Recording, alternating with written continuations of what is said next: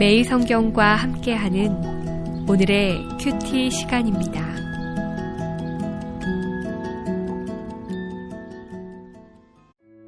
(8월 8일) 오늘의 말씀은 에스겔 18장 19절에서 32절입니다.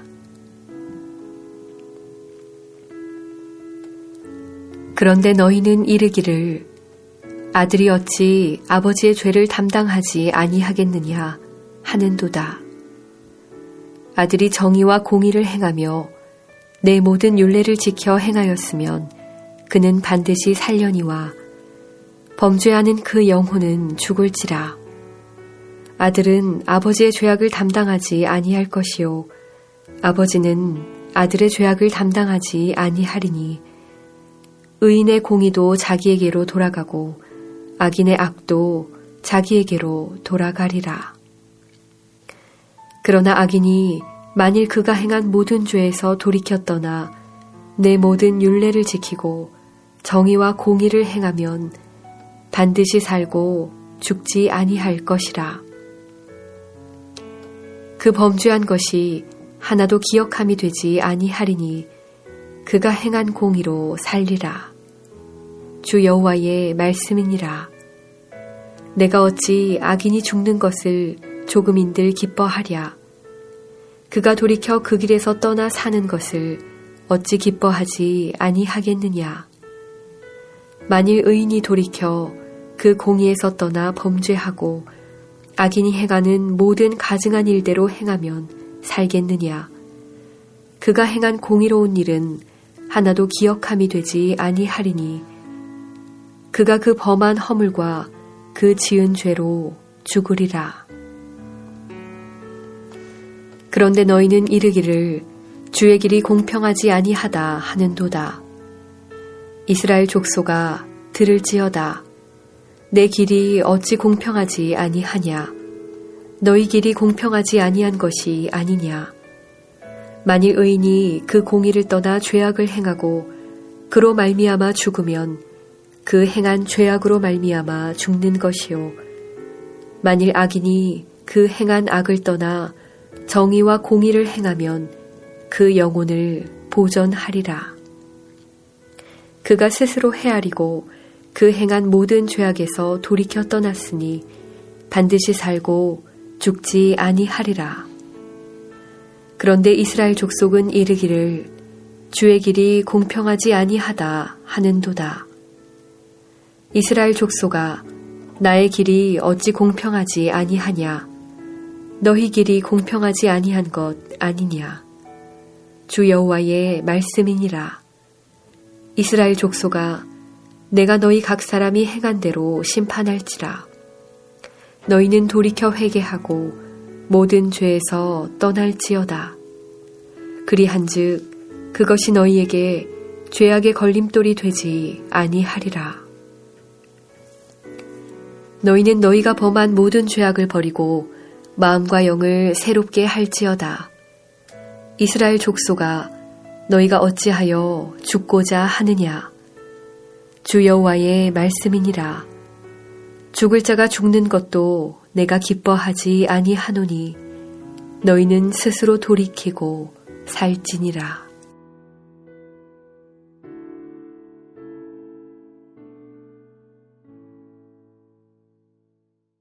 말씀으로 여는 풍성한 아침입니다. 오늘도 하나님께서 예비하신 모든 은혜를 누리시는 저와 여러분이 되길 소망합니다. 오늘 본문에는 하나님의 공의와 사랑이 잘 드러나 있습니다. 하나님은 각 사람이 행한 대로 심판하는 공의로우신 분이십니다. 악인이 돌이키면 살고 의인이 변절하면 죽을 것이라 말씀하십니다. 그러나 하나님은 악인이 죽는 것을 기뻐하지 않으시며 돌이켜 회개할 때 자비를 베푸시는 사랑이 많으신 분이십니다.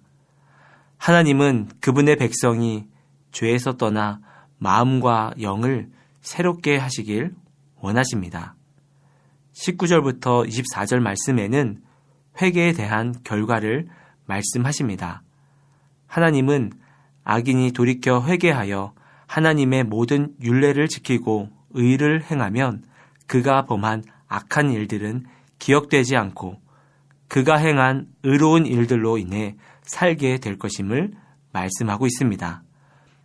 반면에 의인이 의에서 떠나 가증한 일을 행하면 그가 행한 의로운 일들은 기억되지 않고 그가 범한 허물과 죄로 인해 죽게 될 것이라고 말씀하십니다. 하나님은 악인이 죽는 것을 원하지 않으시기에 회개하기를 촉구하시며 의인이 의로운 길에서 떠나지 않기를 바라고 계십니다. 악인과 의인에 대한 하나님의 말씀은 우리에게 어떤 깨달음을 주고 있습니까? 구원을 베풀기 원하시는 하나님을 믿고 죄에서 떠나 하나님의 말씀을 따라 살아가야 한다는 것입니다. 하나님 앞에서 한 사람의 운명은 과거에 어떤 삶을 살았느냐에 달려있지 않습니다. 하나님의 은혜가 덮지 못할 죄인은 없습니다.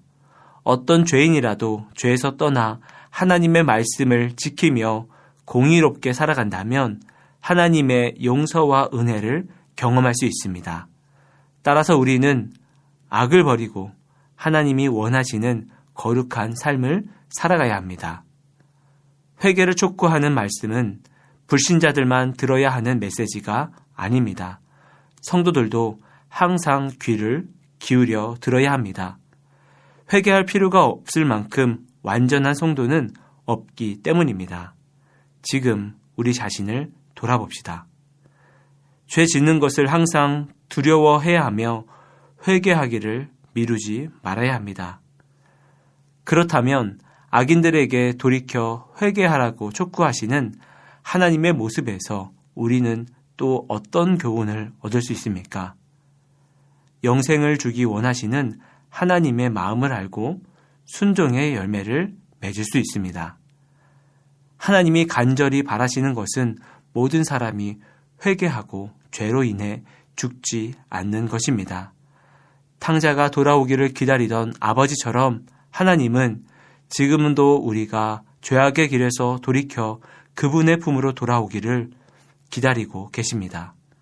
그 누구든 어떠한 죄든 하나님은 용서하시고 새 마음과 영을 부어주십니다. 우리는 하나님의 본심이 징계하거나 심판하려는 것이 아님을 깨달아야 합니다. 그리고 죄에서 돌이켜 하나님의 말씀에 순종하면서 구원받는 백성답게 살아가야 합니다. 회개를 촉구하는 하나님의 말씀에서 우리가 부드러운 마음으로 반응하고 있는지 점검해 보아야 합니다. 하나님이 기뻐하시는 마음은 우리의 상한 마음입니다. 우리의 회개는 단순히 사고가 전환되는 것이 아니라 삶의 목적과 습관이 구체적으로 변화되는 것임을 기억해야 합니다.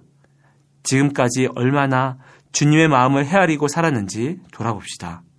주님이 가장 기뻐하시는 일은 한 영혼이 돌아오는 일입니다. 오늘 우리의 삶을 통해 주님의 공의와 사랑이 흘러가길 소원합니다. 기도하겠습니다. 하나님, 우리를 향한 당신의 사랑이 우리를 구원케 하심을 믿습니다. 우리의 죄악과 연약함을 회개하며 주님의 은혜를 구하는 저희가 되길 원합니다. 또한 주님께서 기뻐하시는 뜻대로 주의 공의와 사랑을 전하며 살아가는 저희가 되게 하여 주시옵소서. 예수님의 이름으로 기도합니다. 아멘.